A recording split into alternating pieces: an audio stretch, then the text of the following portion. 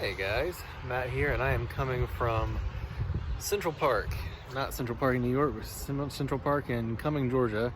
Back on the road trying to try some new courses out. I haven't been to this one before, and it's rated pretty highly. So let's see how we do out here on this rainy, mucky day. Looks like it's a pretty cool course. Has nice big rubber tee pads, which is always nice on a wet day. So see how we do.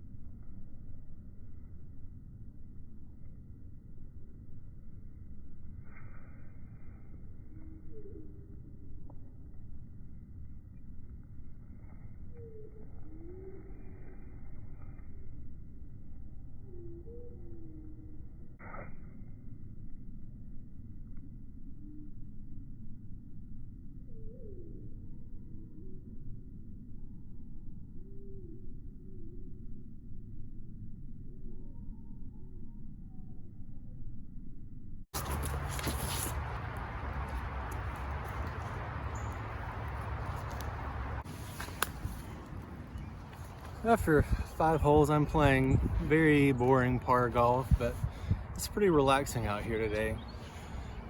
There's a pretty big tournament at 2 of the other local courses, Alexander and Little Mulberry today, so even though the weather's a little rough, anyone who's not signed up for one of those 2 tournaments probably just isn't playing. But I had a really rough tournament round last weekend, and I gotta say that a round like this and a calm, really nice course like this one has been so far is a nice palate cleanser.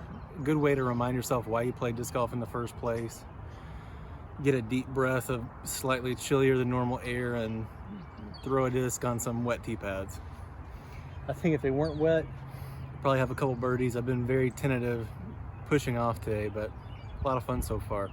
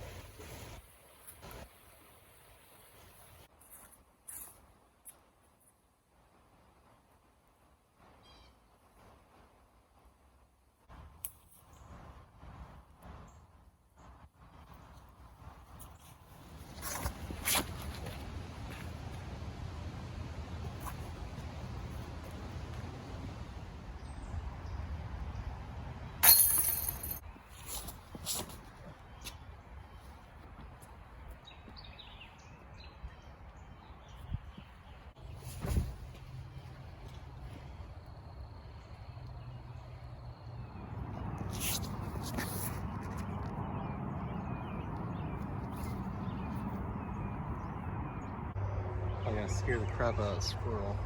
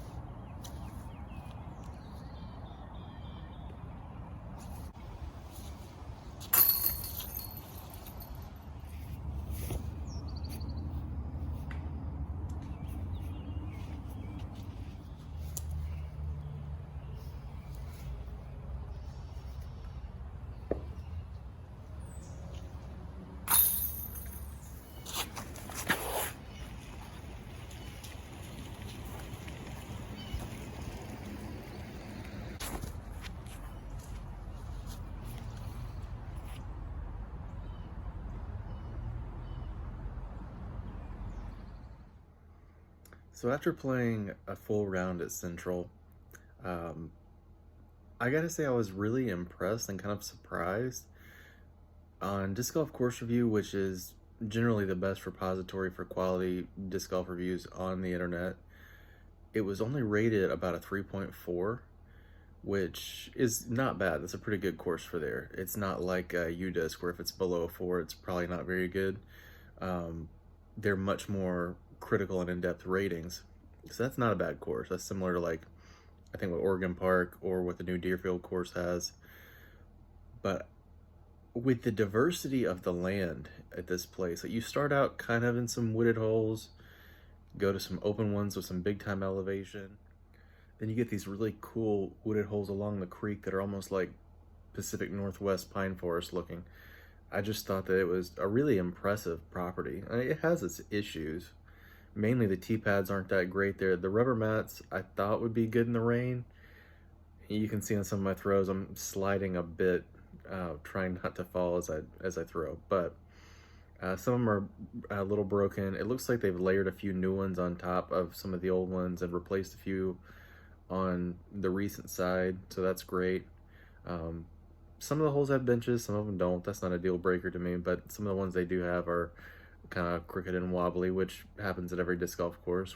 But some of the elevated baskets on these concrete like slabs were pretty awesome. They weren't so elevated that it was gimmicky, but it added a little bit of challenge, changed your eye line a bit, and all these uneven greens were pretty cool. Number 6, and I think it was 8, where you're basically trying to land it on the side of a hill, was pretty cool, especially for a hole that long. That was really interesting. So overall, I ended up shooting pretty well, despite the wet and the rain for part of it. You know, it's a really beautiful course. The only hole that I didn't really love was, I think it was 16, where you have the retention pond all along the left side for about 380 feet of the 400-foot hole, slide uphill, and then you have a tight Mando right, so that there's the wood line all the way down the right side with a Mando at about right at 300 feet, I think. It's kind of rough to have a hole where the Mando's that deep and then you have so much OB. I don't think it's wider than 40 feet at any point from the woods to the fence, so I didn't love that one, but it's got 19 other holes that were super valid, and I really enjoyed them. Hole 18, actually, you don't see too many holes that have a true like double part throw like that. That was really interesting, or you have to like have a shot that finishes left off the tee, you know, backhand, righty backhand, or lefty forehand, and then you have to do another potentially longer shot that bends right to get a look at the green. So that was very, very cool as well. Overall, really surprised at how good it was. I ended up giving it a 4 out of 5 on Disc Golf Course Review, because even with its few issues, I think it merits it. It's diverse enough and interesting enough to where I'd want to play that course all the time. I wish it was a little bit closer so I could drive up and play it, you know, every couple weeks. Overall, really enjoyed it. Highly recommend. Thanks for watching.